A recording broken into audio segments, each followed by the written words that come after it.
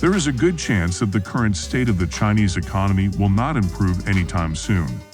According to recent data, the housing market is falling, youth employment is at an all-time high, growth has stagnated, and businesses are dealing with recurrent supply chain issues. Other reasons, such as the persistent effects of a terrible drought crisis and the faltering real estate sector, which is experiencing the impact of taking on too much debt, appear to have made things worse. The nation's strict commitment to a zero-COVID policy appears to be making the issue far worse, and there are no indications that this will alter in the upcoming year. 8 large cities have seen full or partial lockdowns in the last 2 weeks, which has significantly impacted the economy. 127 million people live in these cities, which serve as important transportation and manufacturing hubs. According to government figures, since late August, at least 74 cities across the country have been cut off, impacting over 313 million people. Last week, Goldman Sachs estimated that 35% of China's GDP is produced in cities where lockdowns have occurred. GDP. The most recent limitations highlight China's unwavering commitment to eradicating the virus with the most authoritarian controls, notwithstanding the harm. The state of the economy is critical to Chinese President Xi Jinping because he wants to be elected for an unprecedented third term when the Communist Party convenes for its most significant Congress in the next month. Maintaining his legitimacy is, therefore, more important than ever. According to a news source, Raymond Young, chief Greater China economist for ANZ Research, the economy would continue to deteriorate over the following months.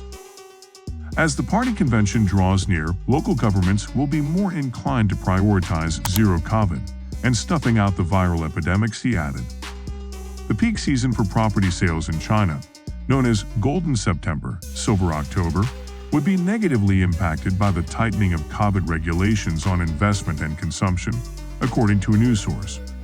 Meanwhile, a dramatic downturn in the global economy is not good news for China's growth, according to Young, as it would adversely affect its exports due to waning demand from the US and European markets. He now projects that the Chinese economy will expand by just 3% this year, far short of Beijing's stated goal of 5.5%. More pessimistic analysts are available. This week, Nomura reduced their prediction to 2.7%. After the GDP increased by only 0.4% in the second quarter, compared to the previous year. A steep slowdown from a growth of 4.8% in the first quarter. Recent figures indicate the Chinese economy may have another terrible third quarter. Private sector surveys, which were made public last week, revealed that China's manufacturing sector contracted in August for the first time in 3 months, while the development of the services sector slowed. The employment situation in China has also been worse recently. According to the most recent data, the unemployment rate for young people aged 16 to 24 reached an all-time high of 19% in July, breaking records for the 4th consecutive month. This indicates that there are currently around 21 million young people without jobs in China. This data does cover the rate of unemployment in rural areas. Another significant impediment is the deteriorating real estate market. The sector, which contributes up to 30% of China's GDP, has been severely hampered since 2020 by a government initiative to control risky borrowing and reduce speculative trading.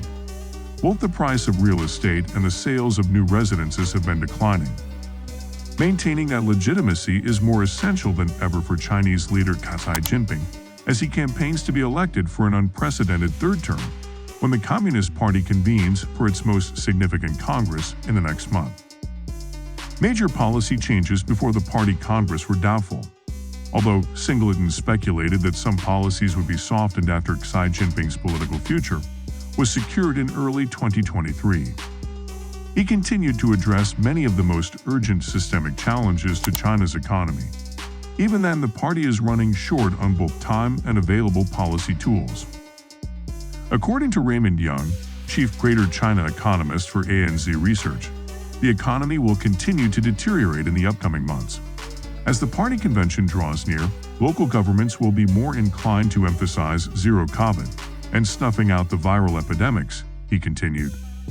Restrictions on COVID will become more stringent during China's Golden September, Silver October, which is often the busiest time for property sales. On April 25, 2022, people were strolling past the NYC in New York City. By the middle of next year, 72% of experts predict the U.S. will be in recession. Meanwhile, a dramatic downturn in the global economy is not good news for China's growth, according to Young, as it would adversely affect its exports due to waning demand from the U.S. and European markets. INA projects that the Chinese economy will expand by just 3% this year, far short of Beijing's stated goal of 5.5%. More pessimistic analysts are available. This week, Nomura reduced their prediction to 2.7%. Beijing has continued to take a strong stance against the virus more than 2 years into the pandemic, including forced quarantines, widespread mandatory testing, and sudden lockdowns. The early stages of the epidemic were considered adequate for the policy. In 2020 and 2021, China could contain the outbreak, avoid the significant fatalities many other nations experienced, and create a speedy rebound following a record GDP loss. China's accomplishment in limiting the virus, according to XI at a ceremony in 2020, demonstrated the Communist Party's superiority over Western democracy. However, his hasty statement of victory has returned to haunt him because the zero-COVID policy is less successful due to the more contagious Omicron version.